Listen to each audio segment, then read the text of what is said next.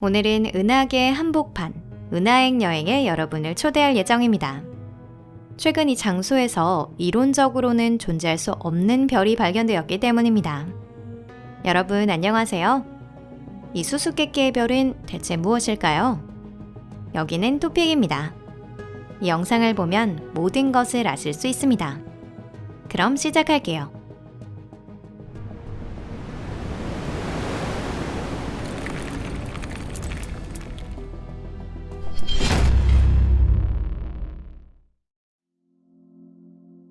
은하의 심장부. 우리 은하의 중심에는 초대 질량 블랙홀이 있고 우리는 모두 그 주위를 돌고 있는데요. 이 지역의 조건은 극히 가혹합니다. 이것에 관해선 SF 작품에서 종종 거론되는 만큼 아시는 분들도 많을 것 같은데요. 하지만 얼마나 가혹한 조건인지 모두가 다 상상할 수 있는 것은 아닙니다. 정설에 따르면 은하계 중심에 있는 초대 질량 블랙홀은 가스와 먼지의 거대한 구름으로 덮여 있다고 합니다. 이 블랙홀 바로 옆에서는 어떠한 별 형성 과정도 일어날 수 없습니다.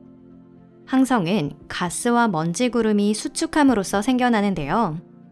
하지만 초대 질량 블랙홀의 엄청난 조성력에 의해 섭동이 일어나기 때문에 이론상 역시 별 형성 과정은 일어날 수 없게 됩니다. 그런데 최근 조사에 따르면 그리 단순한 문제가 아닌 것으로 나타났는데요. 은하계 핵 안에는 역시 항성이 존재하고 있고 그 중에는 초대 질량 블랙홀 바로 옆에 위치하는 것도 있다는 것입니다. 참고로 이 건에 대해서는 이전에 개별 영상으로 제작해둔 것이 있는데요. 그 영상 내에서 우리 은하의 최신부에 있는 다양한 흥미로운 천체들을 자세하게 소개하고 있으니 여기서는 오늘 영상의 주제에 대해서 더 잘 이해하기 위해서 기억해두고 싶은 몇 가지 점에 대해서만 간단히 복습해 보도록 하겠습니다. 과학자들은 은하계의 중심에서 볼 수 있는 존재할 리 없는 별들을 조사하는 가운데 그 대부분이 수백만 년 전 같은 시기에 출현했다는 점에 주목했습니다. 즉, 재현성이 없는 폭발적인 별 형성이 일어났다는 것이죠.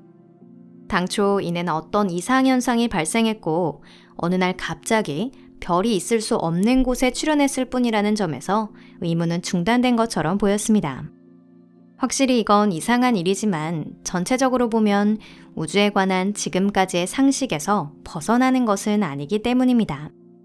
규칙에는 예외가 따르기 마련이지만 규칙 자체가 사라지는 것은 아닌 것과 같습니다. 그런데 최근 들어 새로운 사실이 밝혀졌습니다. 그 규칙 자체를 잘못 알고 있었다는 것이죠. 은하계 한복판에서 새로운 별이 형성되고 있는 것 같은데 아니면 역시 다른 걸까요? 놀라운 발견. 과학자들의 자신감을 뒤흔드는 발견은 X3A라는 이름의 별이었습니다. 이는 질량이 태양의 15배, 크기가 태양의 10배에 해당하는 아주 젊은 거성입니다. 이 별 자체는 딱히 비정상적인 별은 아닌데요. 연령이 10만 년이 채 안 되는 것을 감안하면 생물종으로서의 현생 인류보다 젊은 별이라는 얘기가 됩니다. 결국 과학자들은 젊은 별들을 많이 알고 있고 그 안에는 아직 형성 중인 별들도 포함되어 있다는 것인데 유일한 문제는 이 별이 초대 질량 블랙홀 바로 옆이라는 있을 수 없는 곳에 존재한다는 것입니다. 앞에서도 설명했듯이 은하계의 중심 부근에는 또래 별들이 많이 있습니다. 그 대부분은 아주 온도가 높고 질량이 크며 수명이 짧은 항성으로 이 영상의 주역인 X3A도 그러한 유형의 항성으로 분류됩니다. 왜 이런 별들이 모두 같은 유형의 항성으로 분류되는지 그 이유는 간단히 설명할 수 있습니다. 초대 질량 블랙홀 주위에는 물질이 풍부하기 때문에 건축 자재에는 부족함이 없습니다. 게다가 거기에는 매우 농밀한 가스 덩어리 등 독특한 천체가 존재하는 것으로 알려져 있는데요. 가스 자체는 별이 아니지만 형성되어가는 젊은 항성들은 이러한 가스를 흡수해서 질량을 늘렸을 가능성이 있습니다. 그보다 더 설명하기 어려운 문제가 있습니다. 갓 태어난 별이 발견됐다는 건 초대 질량 블랙홀 주변에서의 별 형성이 일회성의 비정상적인 현상이 아님을 보여줍니다. 즉, 이는 항상 일어나고 있는 현상으로 어쩌면 지금도 여전히 진행 중인 프로세스일지도 모릅니다. 그런데 도대체 어떻게 그럴 수 있는 걸까요? 있을 수 없는 현상. 지금까지 말씀드렸듯이 초대질량 블랙홀 근처에서 항성 등 대형 천체가 형성되기 어려운 건 블랙홀의 중력이 주된 원인으로 알려져 있습니다. 초대질량 블랙홀은 태양의 400만 배의 질량을 가지기 때문에 그 중력도 거대한데요. 또한 X선이나 자외선 등 강력한 방사선에도 문제가 있습니다. 이 방사선은 초대질량 블랙홀, 더 정확하게 말하면 그 강착 원반이나 거기에서 끊임없이 방출되는 입자에서 나오는 것입니다. 방사선의 영향을 받으면 물질의 큰 덩어리는 말 그대로 분해되고 입자는 끊임없이 물질로부터 원자를 쫓아냅니다. 그런데 도대체 왜 그렇게 되지 않았을까요? 첫 번째 설은 아주 재미가 없습니다. 어쩌면 이러한 이론상의 고찰이 모두 옳고 실제로 초대질량 블랙홀 옆에서는 항성이 태어나지 않을지도 모릅니다. 다만 이건 다른 장소에서의 형성을 방해하는 것은 아니죠.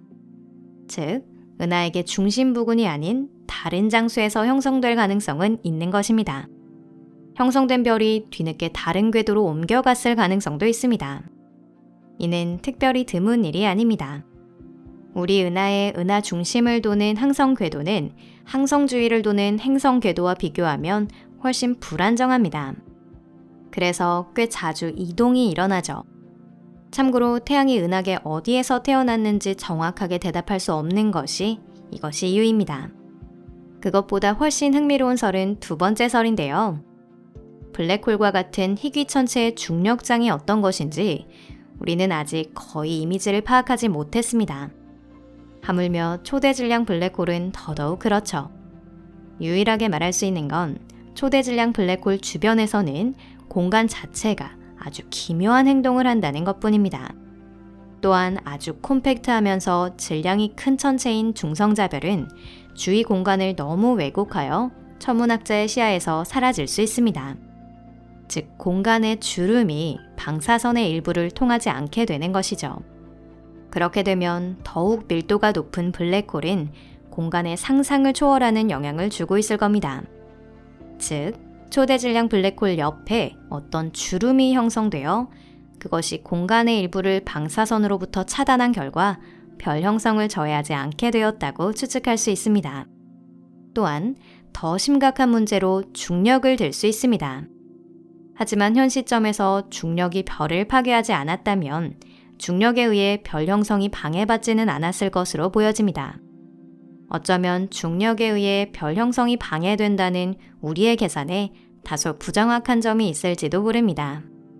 결국 이 과정에 대해 우리가 아는 건 그리 많지 않으니까요.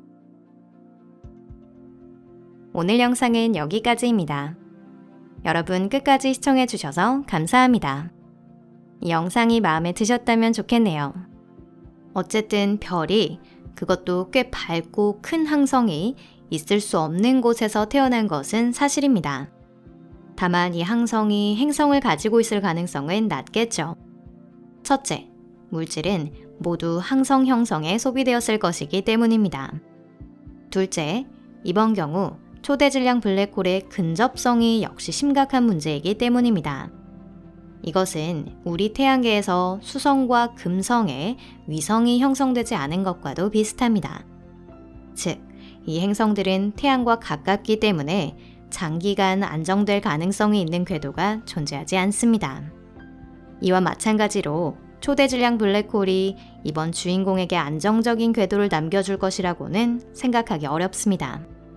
탄생한 지 수천 년밖에 되지 않은 행성을 조사할 수 있다면 초기 지구에 대한 지식을 높일 수 있을 텐데 안타까운 일입니다. 채널 구독과 좋아요도 눌러주세요. 그리고 이 영상을 SNS에서 친구들에게 공유하는 것도 잊지 마세요. 그럼 잠시 동안 작별입니다. 다음 영상에서 뵐게요. 안녕히 계세요.